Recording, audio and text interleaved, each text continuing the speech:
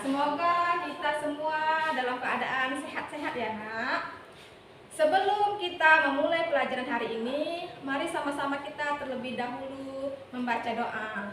Doanya dimulai. Doanya selesai. Nah, anak-anak ibu, hari ini kita memasuki pelajaran yang kedua.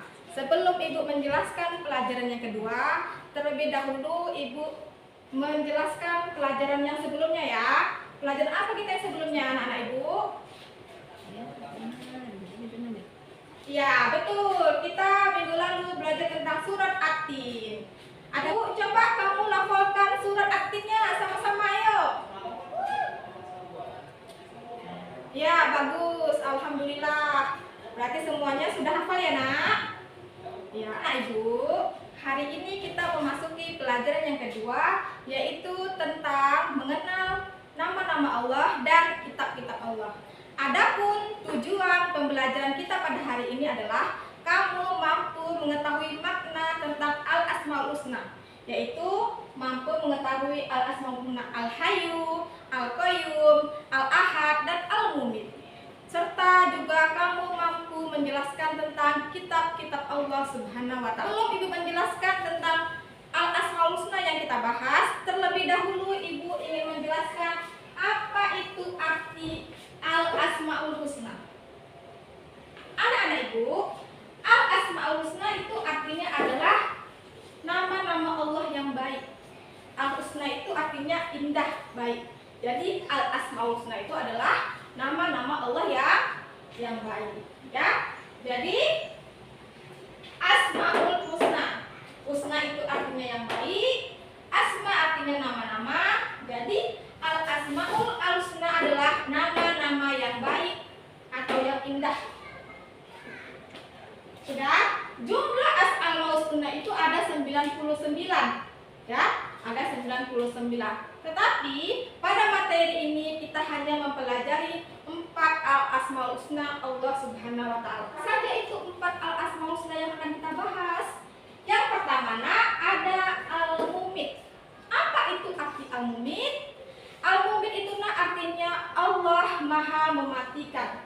Jadi sangat mudah nak bagi Allah itu untuk mematikan kita semua. Allah itu menghidupkan manusia dan Allah pula lah yang mematikan manusia. Jadi banyak cara yang terjadi untuk mengakhiri kehidupan makhluk di dunia ini, seperti Allah menurunkan musibah, bencana kepada kita semua.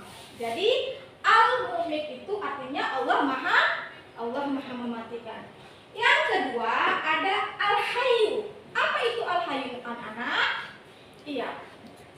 Apa sayang Al-Hayyu? Iya, bagus. Al-Hayyu itu artinya Allah Maha hidup. Bagus sekali kamu nak ya. Kamu sudah membaca berarti ya? Iya. Al-Hayyu itu artinya Allah Maha hidup. Jadi Allah itu nak tidak pernah mati sayang. Allah itu kekal untuk selama-lamanya. Hanya manusialah kita pasti bakalan mati. Jadi setiap saat Allah itu sibuk mengurusi makhluknya di muka bumi ini. Ya, setiap saat angin bertiup dan setiap saat pula awan berjalan, Allah lah yang mengatur semuanya. Jadi Allah itu nak tidak akan mati. Allah itu hidup untuk selama-lamanya. Yang ketiga ada Al-Qayyum. Apa itu Al-Qayyum nak? Coba tengok bukunya. Ayo, siapa yang bisa? Siapa yang tahu apa itu arti Al-Qayyum? Iya, kamu apa nak arti Al-Qayyum? Iya, bagus sekali. Al-Qayyum itu artinya Allah Maha berdiri sendiri. Jadi nak, Allah itu tidak ada yang apa? Allah itu tidak ada yang menciptakannya. Jadi Allah itu berdiri sendiri. Dialah yang berdiri sendiri, agung sifatnya dan tidak memerlukan apapun bagi makhluknya. Jadi Allah itu nak, tidak ada yang membantunya, tidak ada yang menolongnya. Lain kita sebagai manusia, kita manusia ini hidup tidak bisa tanpa orang lain.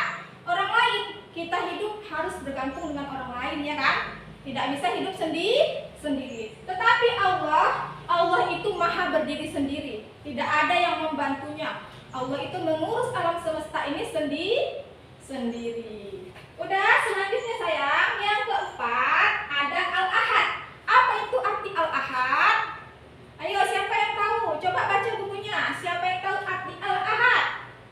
Iya, bagus. Al-Ahad itu artinya adalah Allah yang Allah yang Maha Esa. Jadi anak-anak ibu sekalian, Allah Subhanahu wa Ta'ala itu adalah satu, tunggal, ya kan? Seperti ada pada surat Al-Ikhlas, Qul huwallahu ahad, Allahu samad, lam yalid wa lam yulad wa lam yakul lahu kufuwan ahad. Allah itu satu dan Allah itu Esa. Tidak ada yang bisa menyekutukan Allah Subhanahu wa Ta'ala dan tidak ada Tuhan selain Allah Subhanahu wa Ta'ala. Jadi itu saja 4 al-asmaul husna yang kita pelajari hari ini, yaitu apa aja tadi nak? Al-Qayyum, Al-Mumit, apalagi Al-Ahad dan Al-Hayyu. Udah, selanjutnya ibu akan menjelaskan tentang mengenal kitab-kitab Allah Subhanahu wa Ta'ala. Anak-anak ibu, sebelum ibu menjelaskan tentang iman kepada kitab-kitab Allah, ibu ingin bertanya kepada anak-anak ibu, apa itu arti iman nak? Siapa yang tahu? Iya, kamu. Apa itu arti iman nak?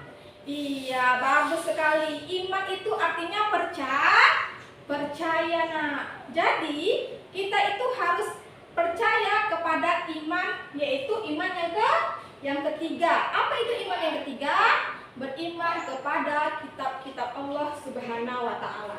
Jadi nak, iman kepada kitab-kitab Allah Subhanahu wa Ta'ala ini bisa kita wujudkan dengan cara meyakini bahwa Allah Subhanahu wa Ta'ala itu tempat menurunkan Jibril menurunkan wahyunya kepada rasul-rasulnya, ya. Jadi Allah itu nak menurunkan kitab-kitabnya kepada rasul-rasulnya itu melalui malaikat Jibril. Kitab-kitab Allah Subhanahu wa Ta'ala ini berguna nak sebagai pedoman hidup kita, sikap dan perilaku yang sesuai dengan aturan Allah Subhanahu wa Ta'ala agar kita selamat hidup di dunia dan di akhirat. Adapun nama-nama kitab-kitab Allah itu adalah yang pertama itu ada kitab Taurat. Kitab Taurat itu adalah berisi tentang keesaan Allah Subhanahu wa Ta'ala. Kitab Taurat adalah kitab yang pertama kali diturunkan Allah Subhanahu wa Ta'ala kepada siapa? Kepada Nabi Musa. Ya. Jadi kitab Taurat ini diturunkan Allah kepada Nabi Musa dan berisi 10 kitab. Bisa kalian baca di bukunya ya anak-anak ibu, ada 10 isi kitab Taurat. Yang pertama itu adalah perintah mengesahkan Allah Subhanahu wa Ta'ala. Yang kedua, larangan menyembah berhala, sucikanlah hari Sabtu, dan yang keempat, hormatilah ibu bapakmu. Yang kelima, jangan membunuh, jangan berbuat zina, jangan mendekati perbuatan zina, jangan mencuri dan jangan berdusta. Itulah materi yang ada di dalam kitab Taurat. Jadi kitab Taurat itu adalah tentang mengesahkan Allah Subhanahu wa Ta'ala. Yang kedua ada kitab Zabur.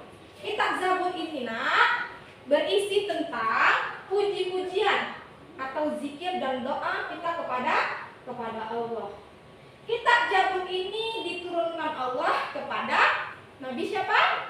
Iya, kepada Nabi Daud alaihissalam. Jadi isi kitab Zabur ini adalah tentang zikir dan doa-doa kita kepada Allah Subhanahu wa Ta'ala. Kita lanjut lagi.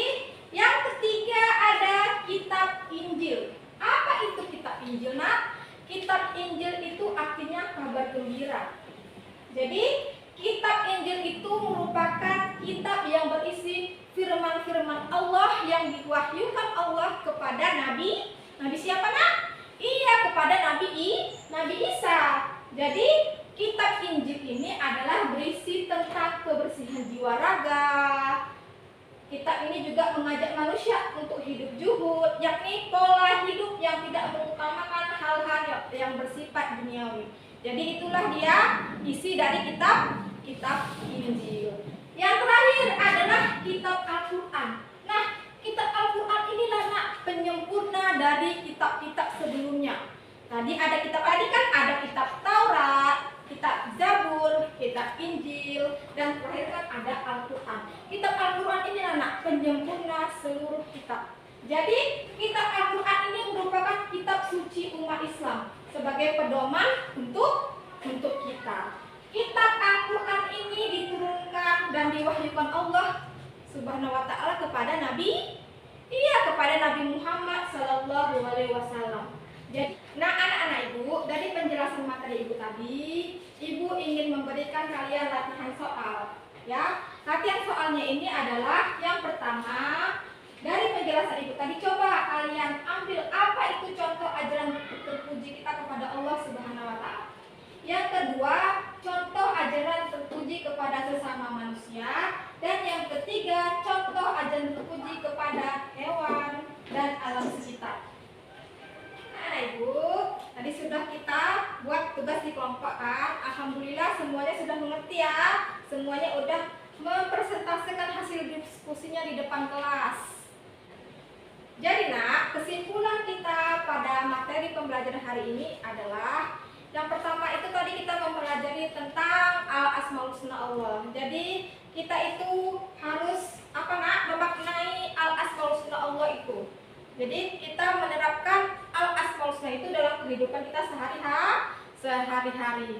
Dan juga tentang kitab-kitab Allah itu, dari kitab-kitab Allah itu kita bisa mengambil apa-apa saja teladan dan perilaku terpuji dari kitab-kitab Allah yang diturunkan kepada Nabi Muhammad Sallallahu Alaihi Wasallam dan untuk kita amalkan.